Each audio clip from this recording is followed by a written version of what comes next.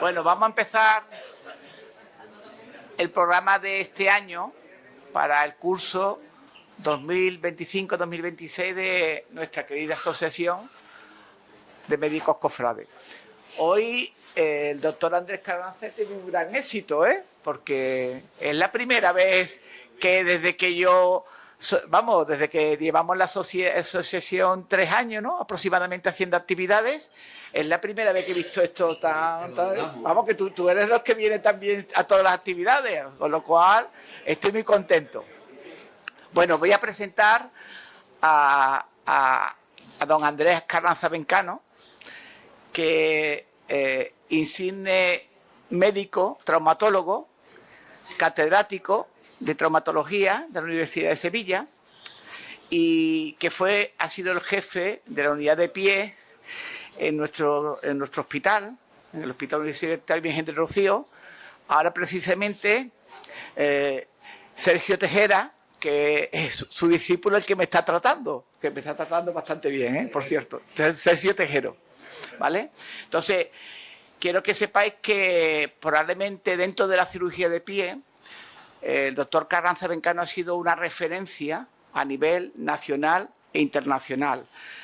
Ha sido expresidente de la Sociedad Española de Medicina y Cirugía de Pie y Tobillo, miembro del Consejo Editorial de la edición española del Journal of the American Academy of Orthopedic Surgeons, también académico correspondiente de la Academia de Medicina y Cirugía de Sevilla, y desde el punto de vista cofrade, él es natural de Alcalá del Río como tal.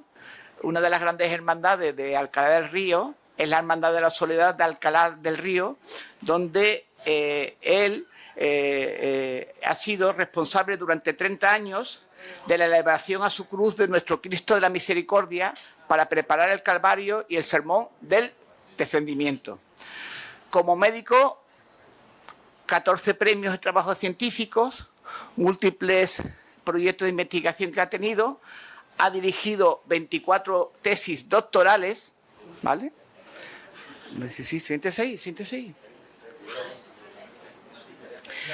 ¿Vale? Y con múltiples conferencias, yo me bajo yo con la silla, ¿vale?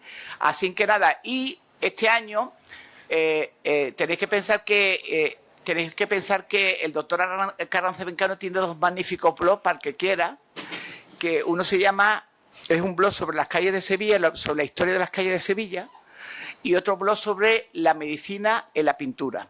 Entonces se nos ocurrió a la junta directiva de ASEMECO, cuando estuvimos preparando el programa de este año, se nos ocurrió que una conferencia sobre las leyendas de las calles de Sevilla, el que conoce tanto la historia de las calles de Sevilla, podía ser una buena conferencia de inicio de este curso. Así que le voy a dejar a él, ¿vale?, para que empiece la conferencia, Andrés, ¿vale? Muy buenas tardes a todos. Me alegro de que haya quórum. No me alegro de que haya gente que no encuentre sitio para sentarse. Y aquí mi amigo Domingo Martínez pues ha conseguido un rinconcito a última hora. Yo, en primer lugar, como en otras ocasiones os he comentado, en otras charlas que he dado, quiero que perdonéis mi osadía de atreverme a hablar de historia cuando todos sabéis que no soy especialista en la materia, sino que solo soy, como todos sabéis, un cirujano ortopédico dedicado muy especialmente a la cirugía del pie en los últimos años y convertido en caminante de Sevilla tras su jubilación. Y como os decía, que me he convertido tras jubilarme en un caminante de Sevilla, con lo cual respondo a la invitación de nuestro presidente y espero que en esta charla que no defraudaros. Seguramente en la charla, pues algunos, pues todos la conoceréis, aquellos que conozcáis muy bien Sevilla, pues todo lo que yo os diga no os sonará a nuevo, pero posiblemente a otros muchos como yo, antes de que empezara a pasear, pues muchas de las cosas que digo, pues pueden resultar por primera vez conocidas. Y otros, posiblemente otro grupo, pues posiblemente que se cree conocedor de Sevilla, pues puede ser que en algún momento de la charla pues diga esa expresión que ya he oído muchas veces cuando le enseño algunas cosas, es de decirme: oye, Andrés, pues he pasado por ahí 1000 veces y nunca me había fijado en lo que tú estás comentando. Esas son las 3 formas que podemos encontrarnos. En este sentido, he concebido Bueno, también tengo que añadir que en esta charla he hecho algo que no es habitual en mí, que es añadir mucho texto. La idea es apoyarme yo en ese texto, facilitarme a mí la exposición y al mismo tiempo pues mejorar también la compresión por vuestra parte. Así que ruego me perdonéis que veréis en algunos momentos que algunas diapositivas pues están muy cargadas de texto. He concebido la charla como un paseo por Sevilla al que os invito a que me acompañéis para detenernos en algunas curiosidades y algunas leyendas que podemos encontrarnos por el camino. Por eso he titulado la charla Paseando por Sevilla, algunas curiosidades y leyendas de Sevilla. Y empezamos el paseo por mi casa, ya que tenía que desarrollar un paseo, pues qué mejor sitio que empezar por mi casa, como si efectivamente me acompañarais en ese paseo y me hubierais recogido en mi casa. Mi casa que evidentemente, como veis, pues está en la calle Santa Clara y que nada más que salir de mi casa pues nos encontramos con el Palacio Bucareli. Palacio Bucareli o de Santa Coloma, que ya podemos decir una curiosidad, que es el hecho de que su fundador, que fue Antonio María Bucareli, en 1772, y actualmente este palacio yo creo que es el único de Sevilla que sigue habitado, que sigue viviendo los mismos herederos de este Bucareli. Es la generación número 13 la que habita en esta casa. Y de aquí tenemos que lanzar un pequeño homenaje a esta casa. Esta es la portada del Palacio Bucareli y como veis en la parte superior tiene un balcón y este balcón pues tiene su pequeña historia. La condesa de aquella época tenía 30 años, era extremadamente bella y salía al balcón dos veces cada día. Una vez por la mañana para cambiar de sitio las macetas para que le dieran bien el sol y otra vez salía al atardecer para regar esas macetas mientras en el borde del tejado pues revoloteaban las golondrinas en su hilera de nidos que actualmente no existen, como podéis observar en la fotografía. Pues bien, un muchacho que tenía la ilusión de estudiar la carrera de marino en la Escuela de San Telmo de Sevilla para poder ir de piloto en los barcos que iban a las Indias, estaba totalmente enamorado y esperaba todos los días a que la condesa saliera al balcón. Vivía en la cercana calle Conde de Baraja, se llamaba Gustavo Adolfo Bécquer y le dedicó esta bella rima que todos conocéis. Volverán las oscuras golondrinas en tu balcón sus nidos a colgar y otra vez con el ala sus cristales jugando llamarán. Pero aquellas que el vuelo refrenaban tu hermosura y mi dicha contemplar, aquellas que aprendieron nuestros nombres, esas no volverán. Se estima que esta rima está dedicada a esta condesa y está dedicada al balcón de esta calle. Desde la calle Santa Clara vamos a seguir hacia adelante y vamos a cruzarnos con Santa Ana. En ella encontramos el convento de Santa Ana de las Hermanas Carmelitas y la curiosidad por la que las traigo es porque yo creo que pocas veces nos miramos hacia arriba en nuestra Sevilla, vamos mirando muchas veces hacia abajo y os aconsejo que de vez en cuando miréis hacia arriba. Este es el campanario del convento de Santa Ana y curiosamente fijaros que la cúpula, la cúspide del campanario no tiene una campana, sino que tiene una matraca, que sabéis que sí existe en la Giralda de Sevilla, pero que a mi entender no lo he visto en ninguna de los campanarios de la iglesia de Sevilla. Seguimos de la calle Santa Clara, seguimos hacia la calle Eslava, es que está dedicada a don Hilarión Eslava, maestro de capilla de la Catedral de Sevilla en el siglo XIX y autor del famoso Miserere Eslava, que se interpreta cada año en la víspera de la Semana Santa hispalense. Pues bien, si nos paramos cerca del restaurante que muchos conoceréis, del restaurante Eslava, antes de llegar al restaurante Eslava vemos la casa número 5 y vemos esta placa. Cuando la vemos a mayor tamaño vemos que la placa se lee diciendo Ministerio de Trabajo y que esta casa está acogida a los beneficios de la ley del paro de 25 de junio de 1935. Fijaros, 1935. ¿Por qué? Porque esta era el 35 era la ley Salmón, que estaba impulsada por Federico Salmón durante la Segunda República. y que lo que hizo fue construir muchas viviendas sociales, lo que permitió el aumento de la inversión y, por tanto, de los puestos de trabajo. Y por orden del 27 de noviembre de 1941, José Antonio Girón de Velasco declaró obligatorio que los inmuebles acogidos a la Ley Salmón colocaran esta placa en sus fachadas. Hay más placas de estas colocadas a lo largo de Sevilla. Y, como todos sabéis, las autoridades franquistas adoptaron esta política y crearon el Instituto Nacional de la Vivienda, que, como veis, en algunas casas todavía se mantiene, incluso fijaros la antigüedad de esta placa, que mantiene el yugo y la flecha de la falange.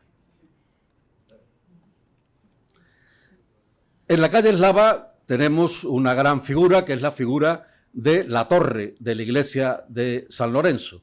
Esta foto no está tomada de la calle Eslava, sino está tomada de la calle de enfrente, de la calle Jiménez Cisneros.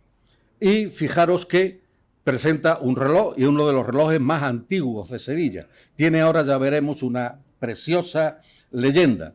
Pues se encontraba funcionando ya en la segunda mitad del siglo XVI, y junto al cintuado en el campanario de la iglesia de San Marco formaba un triángulo con la giralda, de tal manera que las campanas de las horas eran audibles en toda la trama urbana. En una época, evidentemente, que ni había reloj, ni había el móvil en que pudiéramos mirar la hora en que estábamos. La veleta presenta una característica, como veis, que es muy curioso. Hay que verla desde muy cerca para ver que es una parrilla. Es la parrilla de San Lorenzo. Y está apoyada sobre dos cabezas de águila, que desafortunadamente no he conseguido una foto que esté bien apoyada. Perdona a los fotógrafos que hay aquí, como Antonio, que será mucho mejor fotógrafo que yo, pero mi teleobjetivo no da como para enfocar adecuadamente esta imagen. Pues muy bien, pues cerca de la calle Santa Clara, perdonadme que no me pasaba antes, pero ahora se me seca la boca. Muy cerca de la calle Santa Clara está la calle Marqués de las Minas, y en el número 4 vivía Esteban Pérez, que era muy conocido porque era un albañil que siempre estaba disponible, a cualquier hora y a cualquier día siempre estaba disponible a trabajar, porque era para él muy importante. Y curiosamente, en el invierno de 1868 llama a su puerta un caballero y le hace un encargo urgente compensado por una buena paga. Su sorpresa reside cuando es recogido por un carruaje en la esquina de su calle con Santa Clara, pero lo suben al carruaje y le vendan los ojos, bajo amenaza con un arma de fuego. Y a partir de ahí el carruaje se pone en movimiento y da por Sevilla vueltas y revueltas para evitar que el albañil conociera el recorrido que iban a hacer. Cuando llega a su destino, llega a una casa, desciende hacia un sótano y se encuentra que el trabajito que le encargaban era que hiciera un tabique para cerrar una pequeña habitación, una especie de alacena. Y su gran sorpresa y su gran asombro fue que a la triste luz de las velas comprobó que esa habitación que iba a cerrar estaba ocupada por una mujer que estaba sentada en una silla, estaba amarrada y amordazada. Volvió a la salida, lo vuelven a montar a su carruaje, pero de nuevo le vendan los ojos, de nuevo lo amenazan para que no cuente lo sucedido y vuelven a dar vueltas y revueltas por Sevilla para que el albañil no supiera exactamente en qué casa había estado. Efectivamente, a pesar de la amenaza, y yo creo que esto es propio de todos nosotros los hombres, pues cuando llega a casa despierta a su mujer y su mujer le dice que nanay, que eso de no decir nada no, que lo obliga a irse al juez de guardia. Pero claro, el hombre lo único que podía decir es que no sabía nada, que le habían dado muchas vueltas y revueltas por Sevilla, que no sabía exactamente dónde estaba la casa. Pero sí recordó como única orientación que era que cada cuarto de hora sonaba la campana de una iglesia cercana. Reunidos todos los maestros relojeros de Sevilla, Manuel Sánchez, su hijo Sánchez Perrier, que después fue un poeta y que todos sabéis que tiene una calle, y el relojero oficial de Sevilla, don Eduardo Torner. Y todos concluyeron que la única iglesia que tenía reloj que marcara los cuartos era la iglesia de San Lorenzo y que la única casa que disponía de sótano efectivamente estaba situada en la plaza de San Lorenzo. Estas son las campanas de la iglesia de San Lorenzo y esta es la casa a la que llegaron los municipales para determinar la presencia de esta señora. Como podéis comprender, algunos reconoceréis esta foto. Esta foto corresponde a la antigua casa donde actualmente se sitúa la capilla de Nuestro Señor del Gran Poder. Pues bien, encontraron en la casa, encontraron a la mujer emparedada y una vecina les comentó que el dueño de la casa había salido en su coche de caballo con diversas maletas.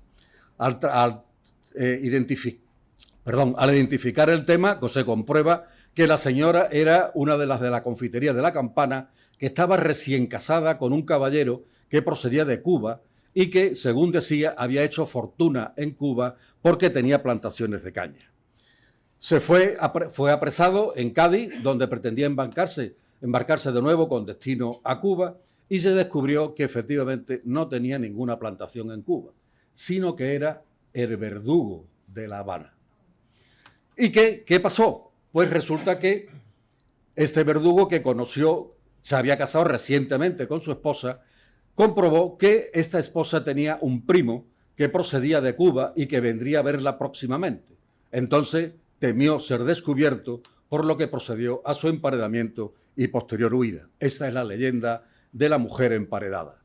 Llegamos a la iglesia de San Lorenzo y os cuento en primer lugar una curiosidad, porque en la capilla sacramental de la iglesia de San Lorenzo está enterrado Juan Ramírez Bustamante, el Matusalén de Sevilla.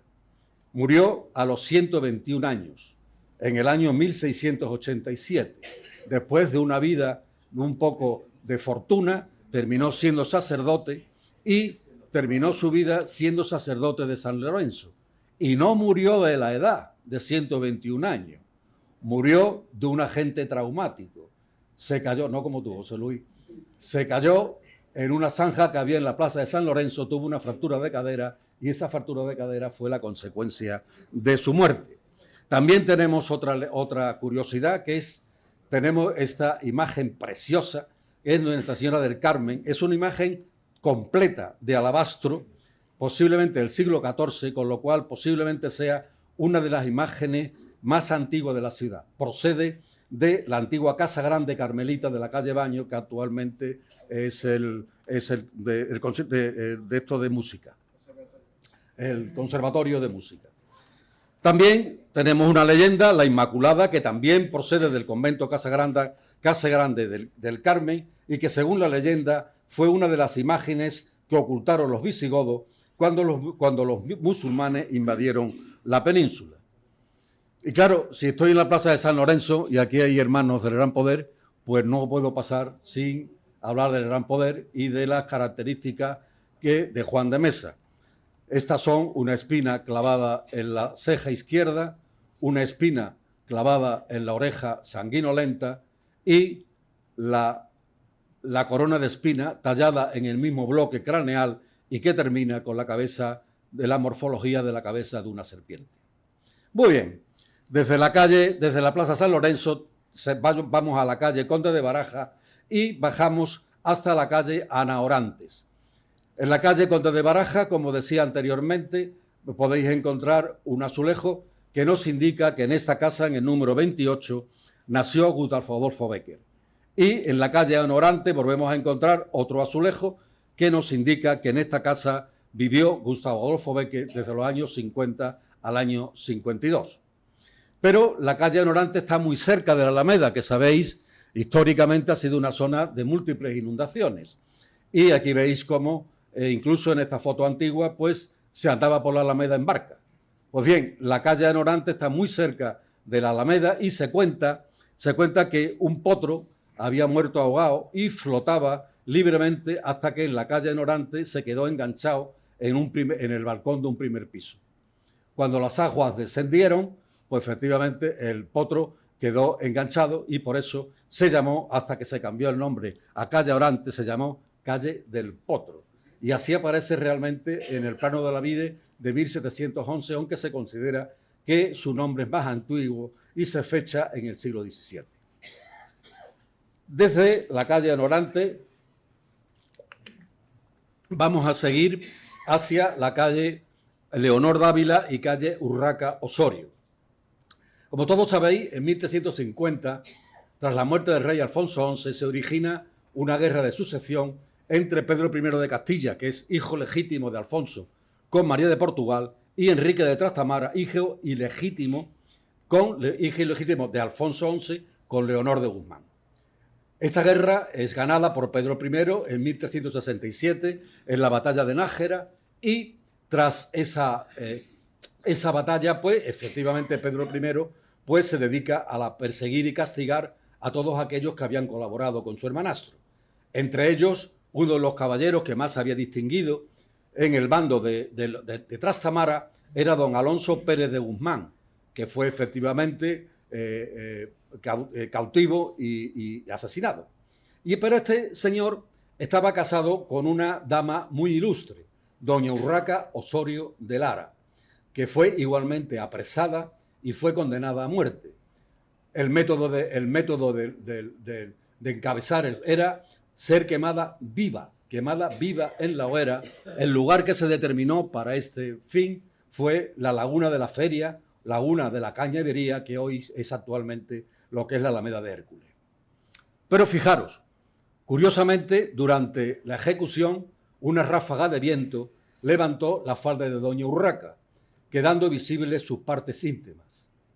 Y entonces su doncella, Leonor Dávalo, sin pensarlo, se lanzó al fuego para abrazarse fuertemente a su señora, para evitar que las faldas de Urraca se siguieran levantando ante la burla de todos los presentes. Efectivamente, los huesos y cenizas de ambas mujeres estaban mezclados y fueron enterrados en el monasterio de San Isidoro del Campo, junto a los restos de su marido, don Alonso de Guzmán. Seguimos por la calle Amor de Dios, después de pasar la calle Feria, y llegamos a la calle Morgado. Porque en la calle Morgado, esquina con Amor de Dios, encontramos este hotel, actualmente es un hotel, y tiene en la esquina estas dos hornacinas. Cada hornacina tiene dentro una pequeña escultura mutilada. Como podéis observar, no tiene los brazos y es difícil de distinguir. Aquí veis la otra estatua. Fueron encontradas, cuando estaban de obra en esta casa, en 1940, fueron encontradas dentro del muro de la fachada. Y el arquitecto, Antonio Delgado, decidió no abandonarlas, sino colocarlas en alto y dentro de estas hornacinas para protegerlas de posibles actos vandálicos. Pero la creencia popular es que son los bocetos para la construcción de las figuras de Hércules y de Julio César, que, como todos sabéis, están en la Alameda. Desde la calle Amor de Dios vamos a hacer un recorrido un poquito más largo, porque vamos a tirar por Martín Villa y calle La Araña hasta llegar a la Plaza de la Encarnación. En la Plaza de la Encarnación me detengo en esta fuente, porque es la fuente más antigua de Sevilla. Se colocó en el centro de la plaza en 1720 durante el reinado de Felipe V, junto al desaparecido convento de la Encarnación, que ocupaba prácticamente todo lo que es actualmente la Plaza de la Encarnación. Esta zona, con la invasión francesa en el año 1811, se pretendió que todo lo que es actualmente la Plaza de la Encarnación fuera una explanada de júbilo, de recreo para el sevillano, que no se llegó nunca a construir. De tal manera que en 1840 se construyó el mercado de abasto y la fuente, como veis en esta foto antigua, se trasladó al patio central, donde permanece hasta mediados del siglo XX.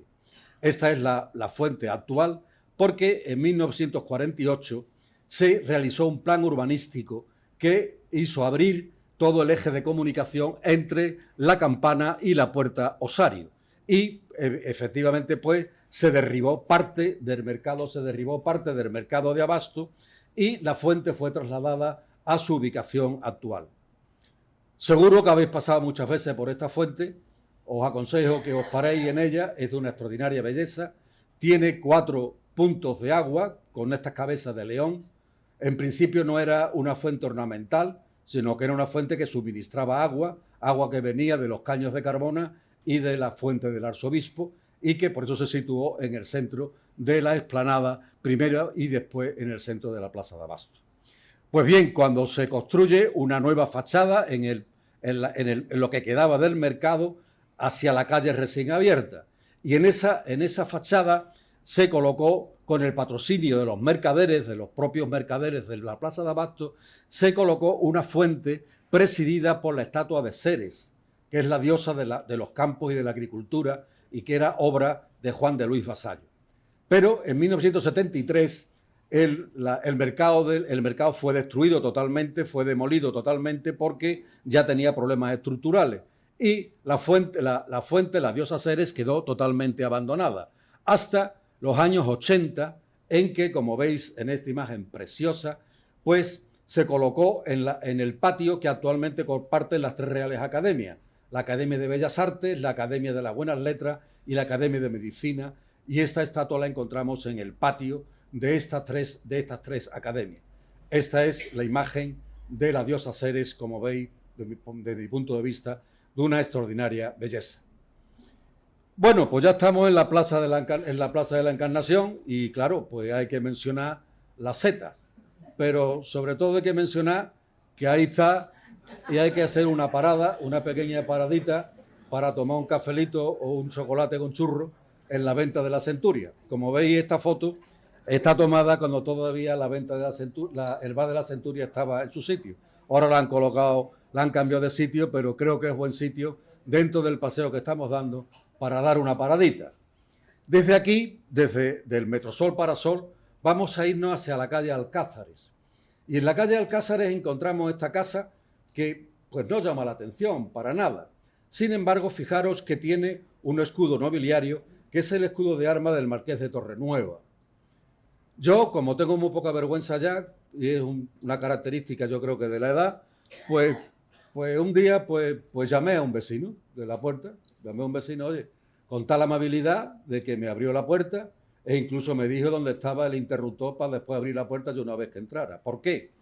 ¿Por qué tenía yo interés? Porque ese era el corral de comedias, el Coliseo. Los primeros datos se remontan al siglo XVII. Se derriba el corral de los alcaldes y se levanta un teatro para representar comedia.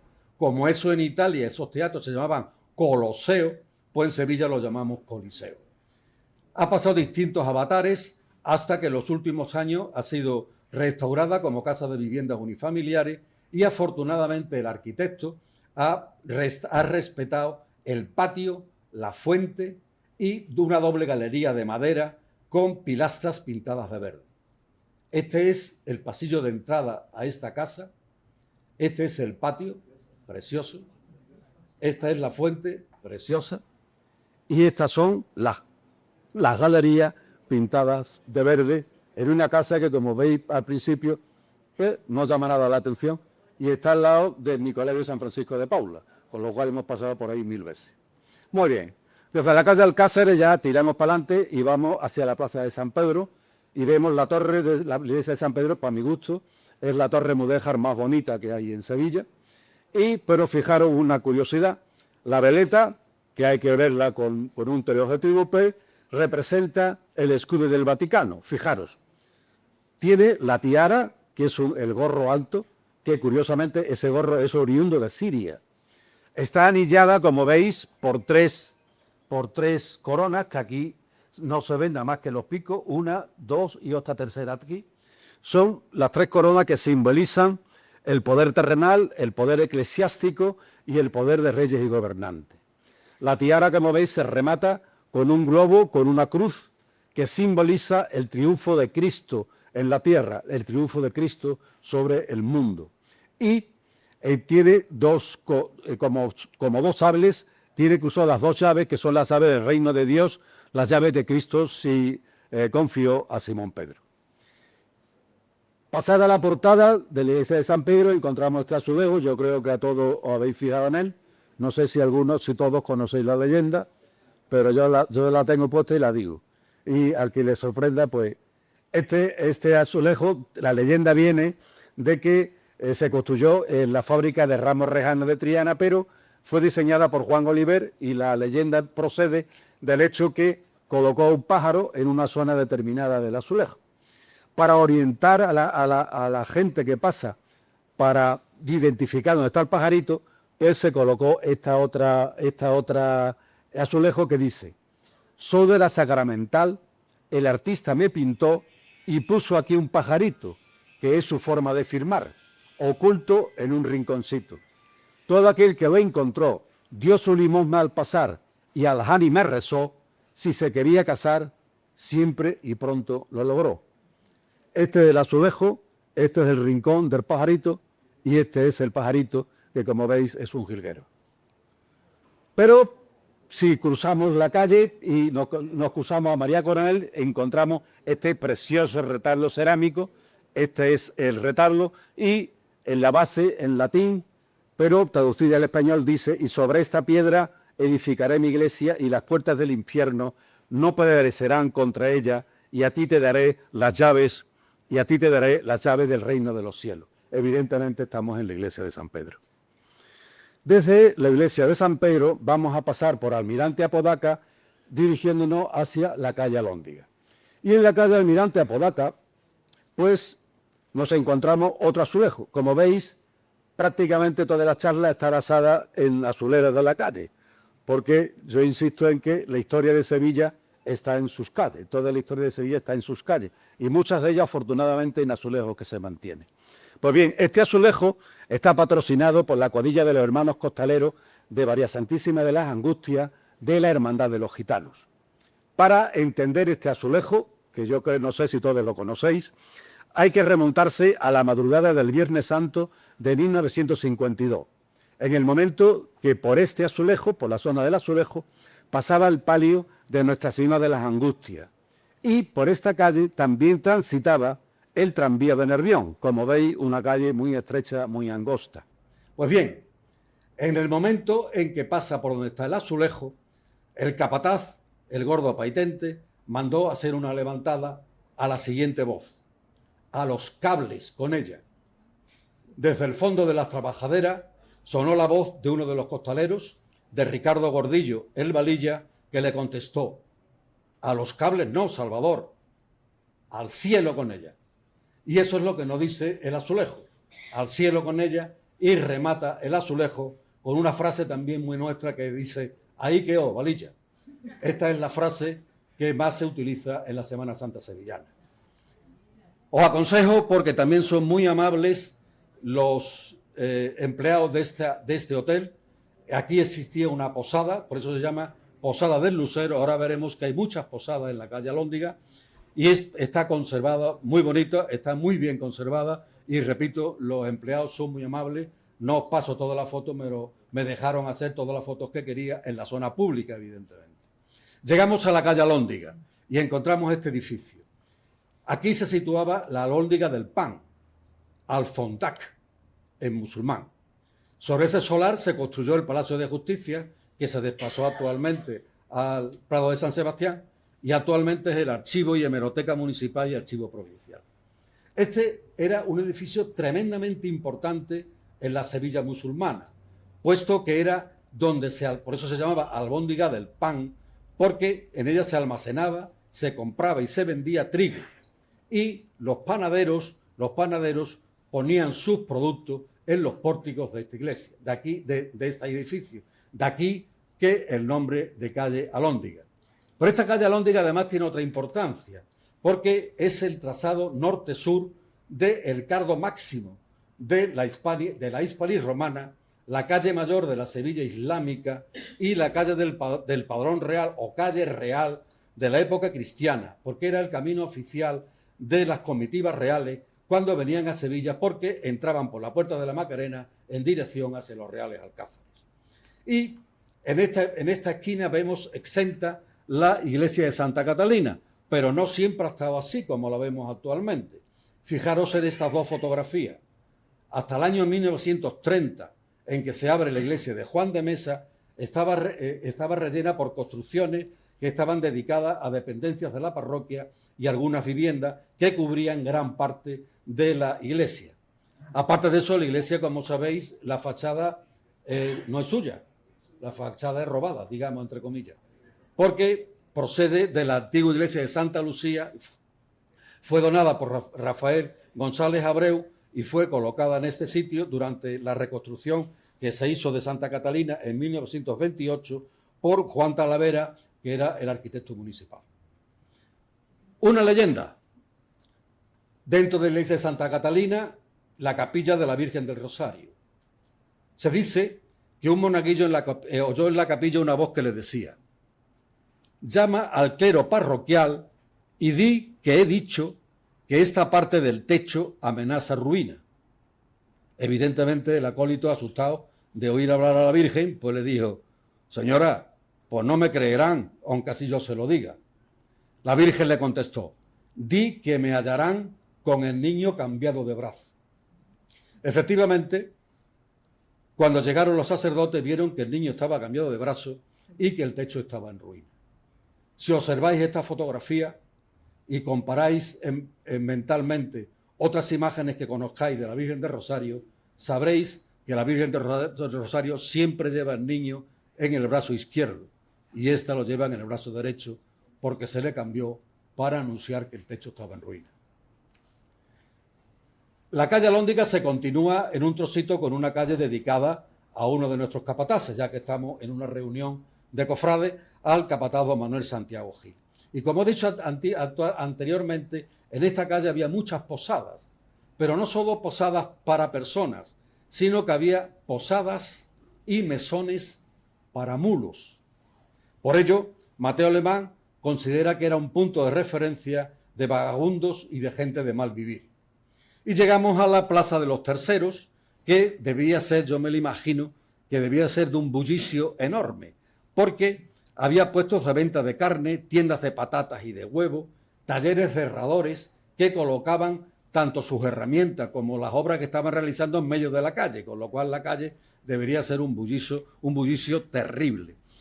Tan es así que Cervantes sitúa aquí uno de sus entremeses, Los Mirones, que hace referencia precisamente a una pelea entre una vendedora de verdura y una freidora. Pero es que además la plaza era un cementerio parroquial, con una cruz en el centro.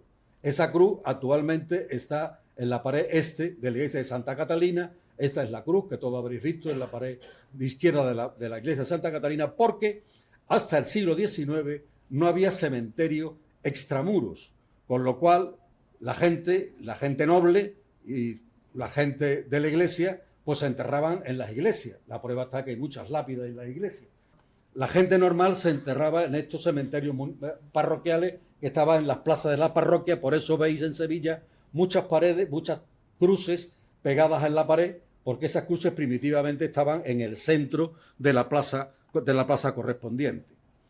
Yo no puedo pasar de aquí sin enseñaros la foto de la librería antigua de los Terceros, porque es allí donde más me gusta ir a buscar libros antiguos, porque me encanta que el señor que la regenta pues le preguntas por un libro sin saber nombre, sin saber título, sino nada más que decirle de qué va el libro y el tío te dice el nombre, el título y el año en que se construyó el libro. Una cosa que a mí me maravilla frente a otras librerías en que las chicas lo único que hacen es mirar en el ordenador a ver, y como no les dé todos los datos del libro lo encuentran. Pues bien, una cosa que quizás no hayáis fijado, que es que casi tapado por la puerta metálica, veis que hay otro azulejo. Y este azulejo está dedicado a Salvador Valverde. Este hombre murió en el exilio porque se exilió en 1939. Y es un poeta muy poco conocido. Pero sin embargo yo creo que todos conocéis la coplilla. Ojos verdes como la albahaca, verdes como el trigo verde, y al verde, verde limón. Y sin embargo como autor es poco conocido. Desde la Plaza de los Terceros vamos a hacer 3 recorridos.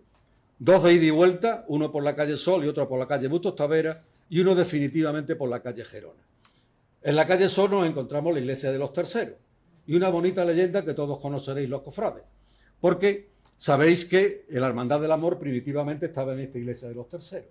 Se cuenta que el hermano mayor de la hermandad y un grupo de cofrades pues aguardaba la llegada de Juan de Mesa con sus discípulos que traían el Cristo que le habían encargado para colocarlo en el altar. Y efectivamente, cuando iban a colocarlo en el altar, pues resulta que una de las cuerdas que sujetaban al Cristo para elevarlo falló y la imagen pues se desprendió y estuvo a punto de caer al suelo y por tanto partirse. Dice la leyenda que uno de los discípulos, el más incrédulo y el menos creyente de los discípulos de Juan de Mesa, lo tomó en sus brazos y lo abrazó estrechamente la cabeza del Cristo contra su pecho.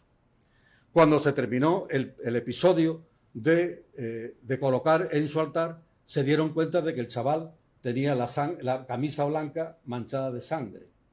Entonces se dieron cuenta de que una espina de la corona del Cristo del Amor se la había clavado en su pecho justo al lado del corazón. Con lo cual el chico, a pesar de su incredulidad, dijo: estoy herido de amor. Y el resto de los hermanos cofrades exclamaron: Santo Cristo del Amor. De aquí el nombre que tenga actualmente el Cristo del Amor. Pero si hablamos de una leyenda del Cristo del Amor, tenemos que hablar también del pelícano que está debajo, porque es una leyenda medieval que dice que unas crías de pelícano estaban hambrientas y se disputaron la comida y hieren al padre. Y el padre, que debía ser muy bruto, pues las golpea y las mata. Entonces la madre, cuando llega, a los 3 días, llega la madre, se encuentra a las crías que están muertas, y entonces con su propio pico se abre el pecho y con la sangre de su pecho la derrama sobre las crías y las crías resucitan. De aquí el que tenga esta leyenda un triple simbolismo. De una parte, la muerte de las 3 crías. En segunda parte, el amor de esa madre que se parte el pecho, dicho, y de aquí viene la expresión de partirse el pecho, para hacer resucitar a sus crías, y de la resurrección, porque curiosamente la resurrección acontece a los 3 días. Por eso aparece el pelícano a los pies de la cruz del Santísimo Cristo del Amor. Seguimos a la calle, la otra calle que os decía que íbamos a seguir es la calle Bustos Tavera. Su nombre se debe a la familia Tavera, y se rotula en 1845, porque la familia Tavera vivía en esta calle, justo en la esquina donde hoy veis este edificio horroroso que os presento en esta imagen. Ahí se situaba el Palacio de los Tavera.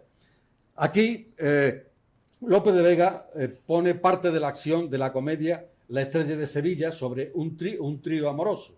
Se trata de la Estrella, la hermana de Bustos Taveras, el joven noble prometido de ella, Sancho Ortiz de la Roela, y el rey castellano Sancho IV. De tal manera, este es el palacio, este es un grabado del Palacio de los Taveras. Era, como digo, una familia noble con los 2 hijos Bustos y Tavera. Estrella era tan hermosa que era conocida como la Estrella de Sevilla y estaba prometida para casarse con Sancho Ortiz de las Roelas. Pero, simultáneamente, el rey Sancho IV pues se instala en la corte en Sevilla y su vivienda habitualmente en el Alcázar, todo ello para estar más cerca de la frontera con los moros de Granada. Y el rey se enamora de Estrella, pero ella no le corresponde porque estaba enamorada de su prometido. Entonces el rey soborna a una sirvienta para poder entrar a oscuras por la noche en la casa, y así lo hace. Y cuando se dirige hacia la alcoba de Estrella, se encuentra con Bustos, que lo hace huir. El hermano de Estrella lo hace huir evitando el propósito que pretendía el rey. Pero Bustos ya sabía quién era, puesto, como sabéis, Sancho IV era cojo de una herida de guerra. Entonces, y prueba de ello es que a la mañana siguiente, en la puerta del Alcázar, se encontró el cadáver de la sirvienta.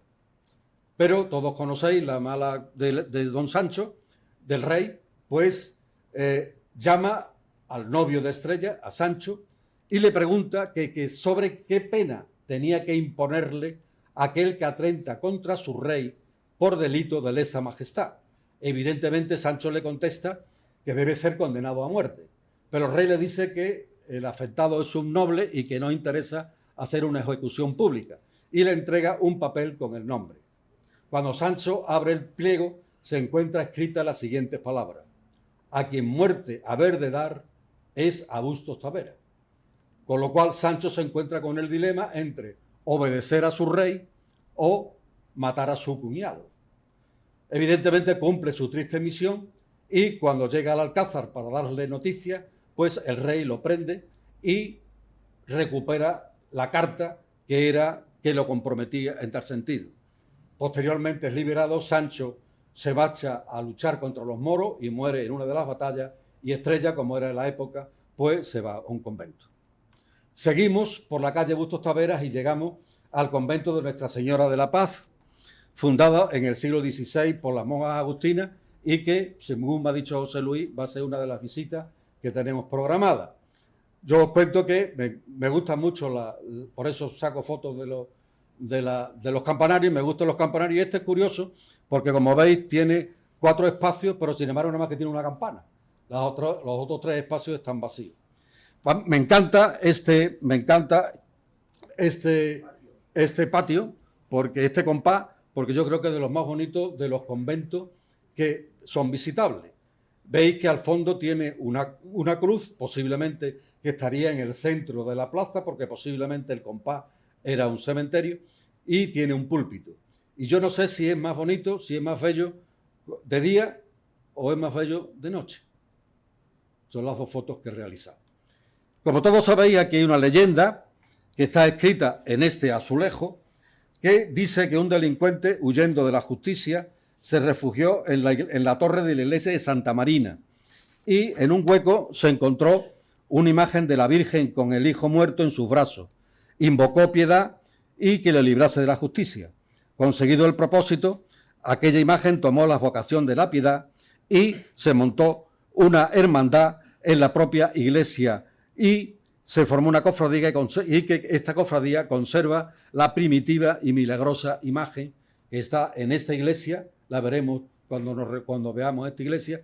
En la pared del Evangelio está esta hermosa piedad.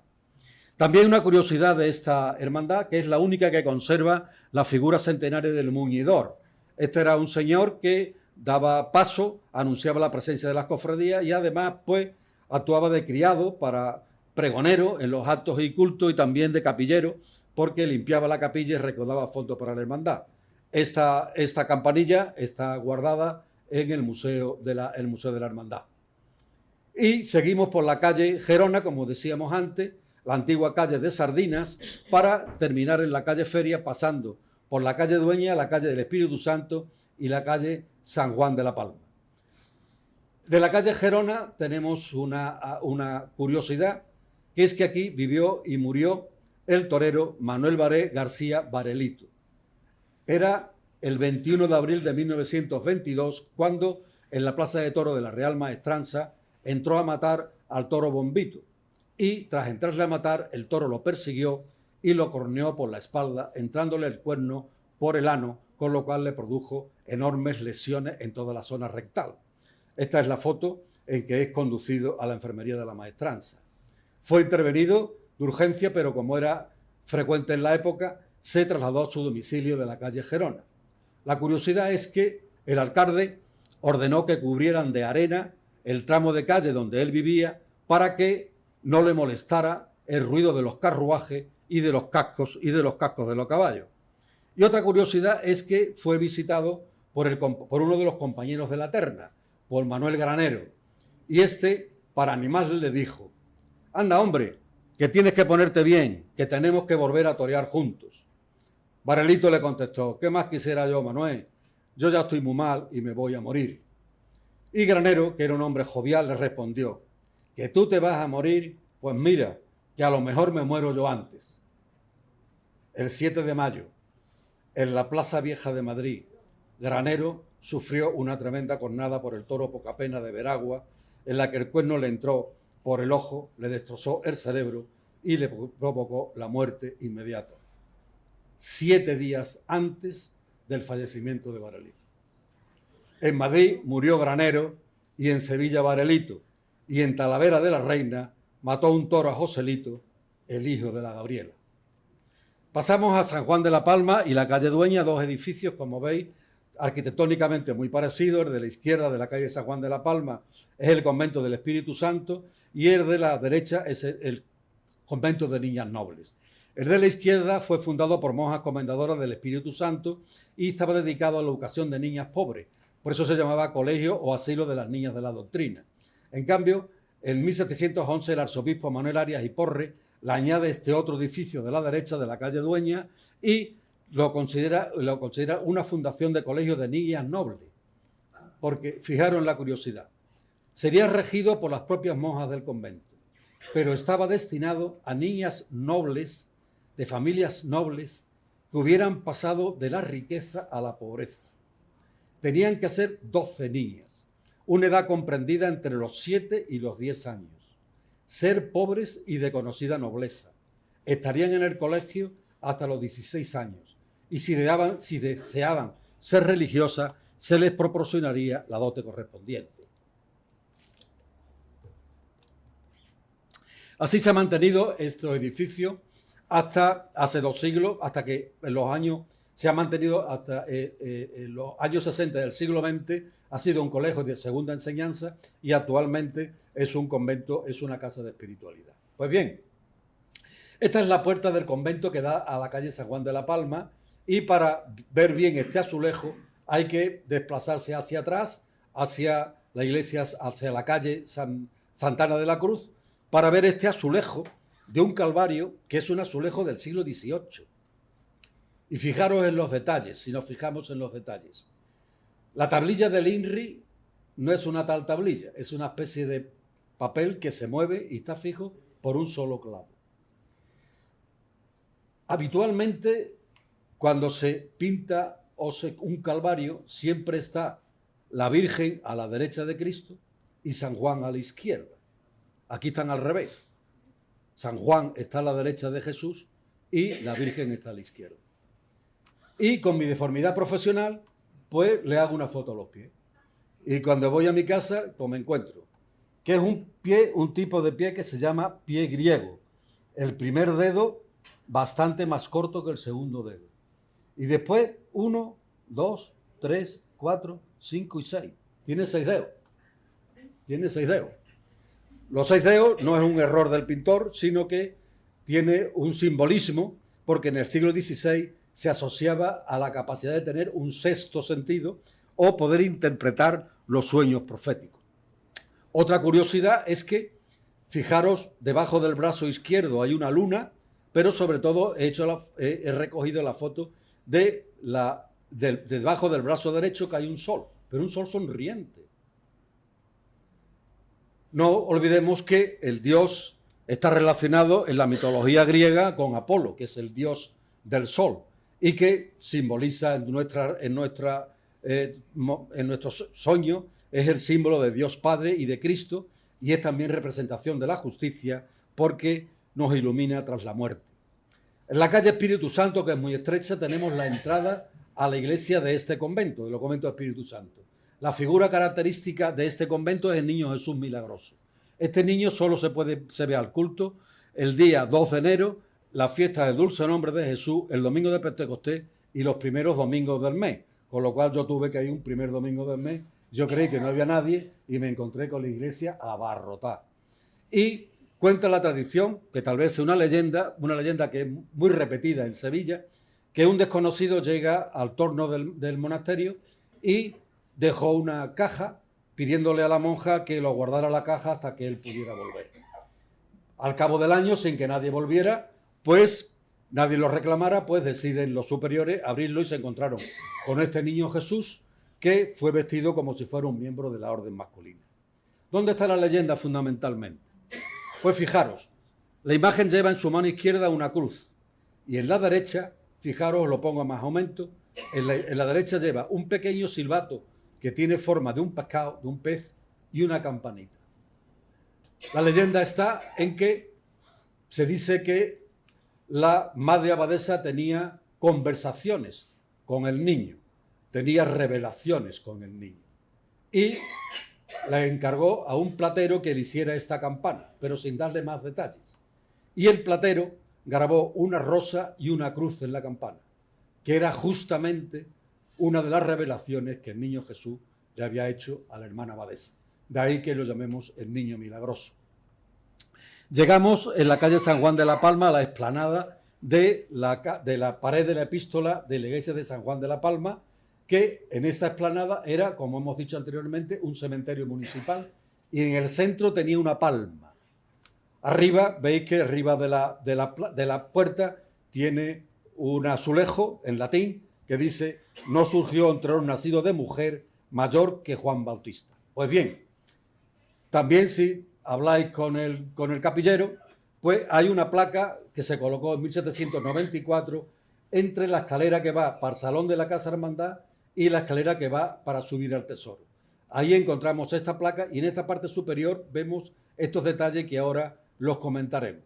Según Ortiz de Zúñiga, en esa época había en Sevilla muchos herejes y entonces en esta iglesia predicó un fraile franciscano y dijo que nadie delinquiere contra la fe porque las paredes tenían ojos y oídos. Un hereje, pues haciendo burla de este franciscano, a la noche siguiente se pasó en la explanada y delante de la palma, que ya hemos dicho que estaba en el centro de la explanada, le dijo: Palma, la Madre de Dios no quedó virgen después del parto. Al día siguiente, en la Inquisición, en el Tribunal de la Inquisición, se presenta un anciano y lo denuncia. La Inquisición pues va en busca, lo apresa, pero este hombre confiesa que es mentira. Entonces la Inquisición se dirige a la casa del supuesto abuelo y allí se encuentran solo a un joven. Y este joven, por los datos que le dan del abuelo, reconoce que era su abuelo, pero que estaba muerto hace 80 años y que estaba sepultado al pie de la palma del cementerio de San Juan de la Palma. De esta manera, el milagro de Dios consistía en permitir que se levantara un muerto para castigar a un pecador, a un hereje. Y esto por eso se llama la iglesia San Juan de la Palma, porque debía de llamarse San Juan Bautista simplemente. En la calle San Juan de la Palma encontramos este palacio de Alonso de Florida y Barahona y encontramos lo que fue antiguamente la Casa de los Artistas con este escudo y también tiene, en esta foto antigua veis que tiene una tablilla que indica que aquí estaba la Academia de Baile de Alguien y Perisset, muy famoso porque fueron los grandes autores. Y esta es el escudo de armas de Torrenueva. La iglesia de San Juan de la Palma, en su portada principal, para mí destacar que está custodiada por 2 leones y que seguidamente, si pasamos rápidamente, vemos que encontramos la capilla de los Esquivel, que es el resto del alminar, sobre él se construyó la actual Torre Mudéjar. Y fijaros, no sé si os habéis fijado en la calle Feria, una vez que pasamos la iglesia de San Juan de la Palma en dirección a la Macarena, encontramos estas 3 ventanas que parece que son iguales. Pues si nos fijamos en esta ventana, detrás de esta reja está el Cristo de los Afligidos. La foto es mala debido a que está hecha la foto a través de la reja y que procedía del antiguo y desaparecido convento de Regina. Ya en la calle Feria vamos a dar una escapadita hacia la calle Inocente porque me interesa, porque esta calle se llama Inocente porque en la esquina donde hoy hay un polideportivo existía un hospital en tiempo de Carlos II. Era el hospital de San Cosme y San Damián, que se llamaba Hospital de los Inocentes. De aquí el nombre de la calle de los Inocentes. Este hospital fue inmortalizado por Goya en estas 2 pinturas que hacen pensar que posiblemente estuviera encerrado en este hospital durante un tiempo parcial. Llegamos al archivo de protocolos notariales y llegamos a la Casa Vizcaíno. Yo creo que todos nos hemos tomado una cervecita en Vizcaíno. Teóricamente es quien mejor tira la cerveza de Sevilla. Ahora, lo que no sé si os habéis echado para atrás en la plaza de Montensión, en la antigua Plaza de los Carros, y habéis fijado en este edificio. En la parte superior de la Casa Vizcaíno tenemos esto. Son los restos de la iglesia y convento de Santa María de Montensión, pertenece al archivo de protocolo, y fijaros en estas 2 fotos, una antigua y otra actual, la monstruosidad de haber cubierto con este edificio de color amarillo lo que era la fachada de este convento. Y llegamos rápidamente a la calle Feria número 79, en el que encontramos este extraño grabado. Veis que la casa es propiedad de un escultor que vuelve a Sevilla en la década de los 80 tras un largo periodo en el extranjero. Mi primo Manolo Herrera, aquí presente, habló con la dueña de esta casa y tiene escrito un trabajito sobre esta casa. Como veis, son figuras esotéricas, son alucinaciones, es una especie de mezcla de un pollo y de un hombre, hay un libro que es como una jeringa y una cara que representan a la droga y un candil en la parte de arriba que representa la luz. Pueden ser alucinaciones del propio autor por la droga o quizá expresan el daño que producen las drogas. Estamos terminando.